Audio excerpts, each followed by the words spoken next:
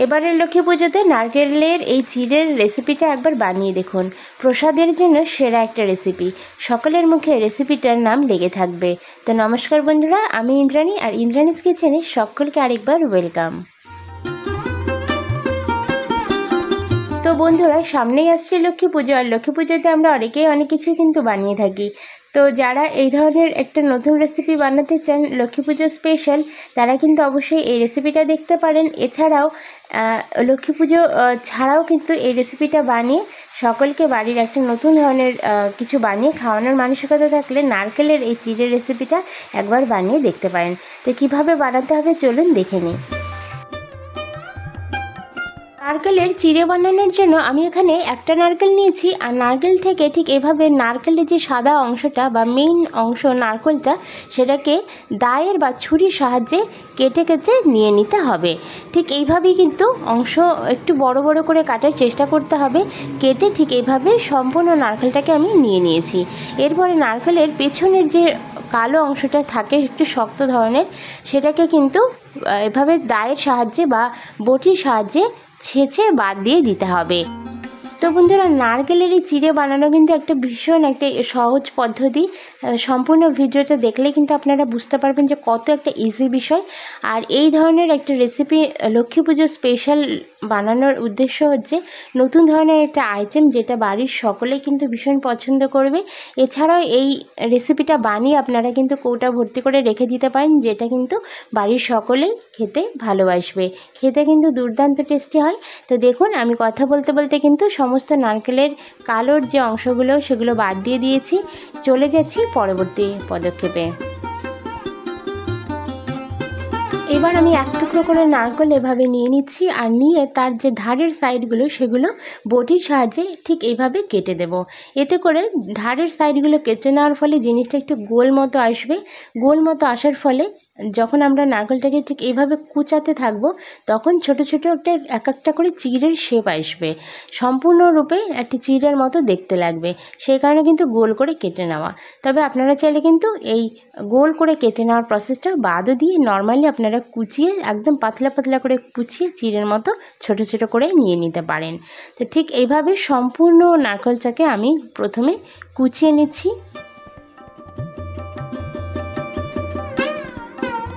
টুকরো করে নারকেল নিয়ে তার ধারের সাইডগুলো কেটে নিয়েছি। নিয়ে আমি এভাবে সম্পূর্ণ নারকেলটাকে একটা চিড়ের শেপ দিয়েছি। ছোট ছোট করে চিড়ের আকার দিয়ে দেওয়ার চেষ্টা করতে হবে, একটু পাতলা করে কাটতে হবে, তাতে করে রেসিপিটা বানাতে একটু কম সময় লাগবে। যত পাতলা করে কাটবেন তত কিন্তু বেটার। তো আমি সম্পূর্ণ নারকেলটাকে এভাবে কেটে নিয়েছি। সম্পূর্ণ প্রসেসটা আমি বটির সাহায্যে করছি, তবে আপনারা চাইলে কিন্তু ছুরির সাহায্যেও করে নিতে পারেন। এবার আমি নারকেলের টুকরোগুলোকে জলের মধ্যে ধুয়ে নেব। তার জন্য একটা পরিষ্কার বাটিতে আমি জল নিয়েছি। একটু বেশি করে জল নিয়ে তার মধ্যে আমি নারকেলগুলোকে দিয়ে দেব। 2 থেকে 3 বার জল পাল্টে পাল্টে নারকেলগুলোকে ধুয়ে নিতে হবে।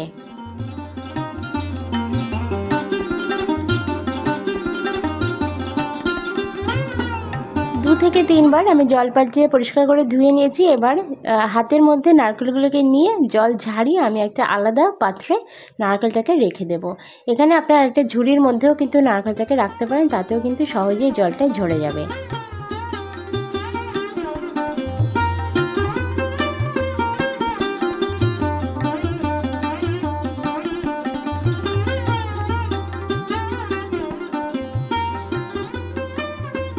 নারকেলটাকে জল ঝরানোর জন্য আমি একটা আলাদা পাত্র নিয়েছি, আর তারপরে কিন্তু চলে যাচ্ছি পরবর্তী পদক্ষেপে। চলে এসেছি কড়াইয়ের কাছে। কড়াইয়ের মধ্যে আমি এখনও পর্যন্ত গ্যাসের ওভেনটাকে কিন্তু জ্বালাইনি। গ্যাসের ওভেন না জ্বালিয়েই আমি এখানে দিয়ে দিচ্ছি চিনি। এখানে প্রায় হাফ কাপ মতো চিনি প্রথমে আমি দিচ্ছি, আর দিয়ে দিচ্ছি 2টো এলাচ।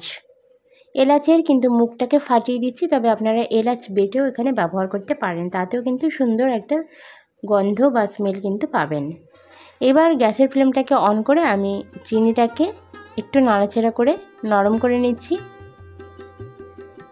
এবার এর মধ্যে আমি নারকেলের টুকরোগুলোকে দিয়ে দেব। নারকেলের টুকরোর মধ্যে অল্প একটু জল আছে বা সামান্য একটু জল আছে, বা কড়াইতেও কিন্তু সামান্য একটু জল ছিল, যার জন্য কিন্তু আমি আর কোনো রকম জল কিন্তু অ্যাড করিনি।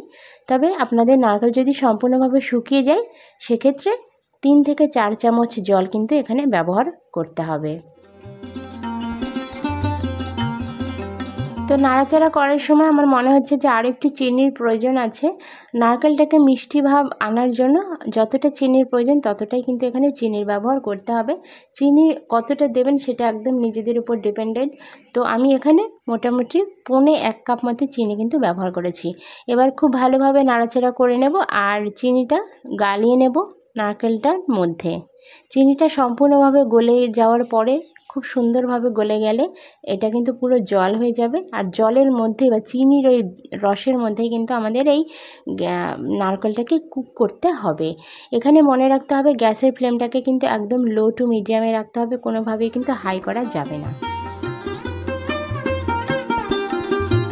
3 থেকে 4 মিনিট নাড়াচাড়া করার পর চিনির যে রসটা সেটা কিন্তু গলে যাবে।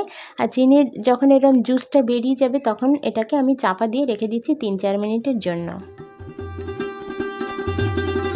3-4 মিনিট পরে ঢাকনা খুলেই দেখা যাবে যে চিনির জুসটা কিন্তু খুব ভালোভাবে গলে গেছে আর নারকেলটাও কিন্তু খুব ভালোভাবে ওর মধ্যে সেদ্ধ হয়ে গেছে। তো এইভাবে চিনির জুসটাকে সম্পূর্ণরূপে বের করে নিয়ে নারকেলটাকে ওর মধ্যে কুক করতে হবে। আর এই পদ্ধতিটা একটু 3-4 মিনিট ধরে কিন্তু করতে হবে। একটু চাপা দিয়ে নিলে জিনিসটা তাড়াতাড়ি কমপ্লিট হয়ে যাবে। কিছুক্ষণ নাড়াচাড়া করার পর জিনিসটা যখন একটু টাইট ভাব চলে আসবে তখন এই গ্যাসের ফ্লেমটাকে এই পর্যায়ে এসে বন্ধ করে দিতে হবে। গ্যাসের ফ্লেমটাকে বন্ধ করে দিয়ে খুন্তির সাহায্যে অনবরত নাড়াচাড়া করতে থাকতে হবে। তো গ্যাসের ফ্লেমটাকে বন্ধ করে না দিলে এই সময় কিন্তু চিনির শিরাটা কিন্তু একদম কালার পরিবর্তন হয়ে যাবে এবং জিনিসটার মানে কালারটা কিন্তু অন্যরকম চলে আসবে। সেই কারণে কিন্তু গ্যাসের ফ্লেমটাকে বন্ধ করে দিয়ে এই কাজটা করতে থাকতে হবে। তো দেখুন আমি গ্যাসের ফ্লেমটাকে বন্ধ করে দিয়েছি আর কন্টিনিউ কিন্তু 3-4 মিনিট ধরে নাড়াচাড়া করতে থাকবো। যতই নাড়াচাড়া করতে থাকা হবে ততই কিন্তু জিনিসটা ছাড়তে থাকবে এবং শুকিয়ে যাবে আর প্রত্যেকটা চিড়ে কিন্তু আলাদা হয়ে যাবে। তো এখানে কিন্তু কোনোভাবেই ভয় পাবেন না যে জিনিসগুলো একটার গায়ে একটা লেগে যাওয়ার সম্ভাবনা তৈরি হচ্ছে, সেটা কিন্তু একদমই না। কিছুক্ষণের মধ্যেই আপনারা দেখবেন ঠিক এইভাবে সমস্ত চিড়েগুলো কিন্তু আলাদা হয়ে যাবে, ঝরঝরে একটা চিড়ে আমরা তৈরি করে নিতে পারবো। শুধু কন্টিনিউ নাড়াচাড়া করতে থাকতে হবে।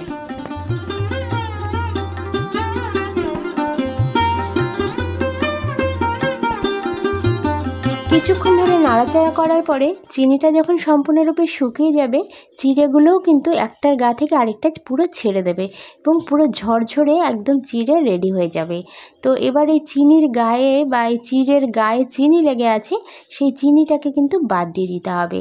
তো আমি হাত দিয়ে দেখাচ্ছি, ধরে দেখুন কত সুন্দর ঝরঝরে চিড়ে তৈরি হয়েছে। দেখতে হুবহু চিড়ের মতোই লাগবে আর খেতেও কিন্তু দুর্দান্ত টেস্টি। প্রচণ্ড একটা স্মেল পাওয়া যাবে এখান থেকে, খুব সুন্দর একটা স্মেল, খাওয়ার সময় অসাধারণ একটা ফিলিংস আসবে। তো বন্ধুরা দেখুন আমি হাত দিয়ে দেখাচ্ছি কত সুন্দর চিড়ে এখানে কিন্তু তৈরি হয়েছে। এবার আমি চিড়ের গায়ে যে চিনির অংশগুলো সেগুলোকে বাদ দিয়ে দেবো আর তার জন্য একটা পুরির মধ্যে আমি চিড়েগুলোকে ঢেলে দিচ্ছি আর তারপরে চিড়েগুলোর থেকে যে চিনির অংশ সেগুলো কিন্তু বাদ হয়ে যাবে।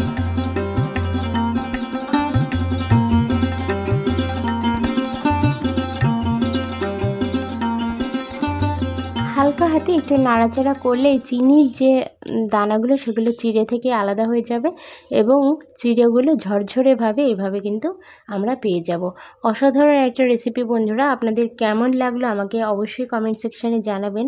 এই যে নারকেলের যে চিড়েটা, এটা খেতে যেমন দুর্দান্ত টেস্টি হয় আর একটু নতুন ধরনের, একটু ভিন্ন ধরনের একটা রেসিপি।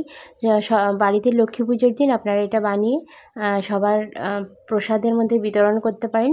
এছাড়াও কিন্তু একটা কৌটার মধ্যে আপনারা স্টোর করে এটা রেখে দিতে পারেন, বাড়ির ছোটদের বড়দের সকলকে কিন্তু পরিবেশন করতে পারেন, তারা কিন্তু প্রচণ্ডভাবে খুশি হবে। তো আজকের রেসিপিটা আপনাদের কেমন লাগলো আমাকে অবশ্যই কমেন্ট সেকশানে জানাতে ভুলবেন না। ভালো লাগলে এই ধরনের নিত্য নতুন রেসিপি দেখার জন্য আমার চ্যানেলের সাথে থাকার অনুরোধ রইল। ধন্যবাদ সবাইকে আজকের ভিডিওটা সম্পূর্ণরূপে দেখার জন্য। দেখা হচ্ছে নতুন ভিডিওর সাথে, ততক্ষণের জন্য সকলে খুব ভালো থাকুন, সুস্থ থাকুন।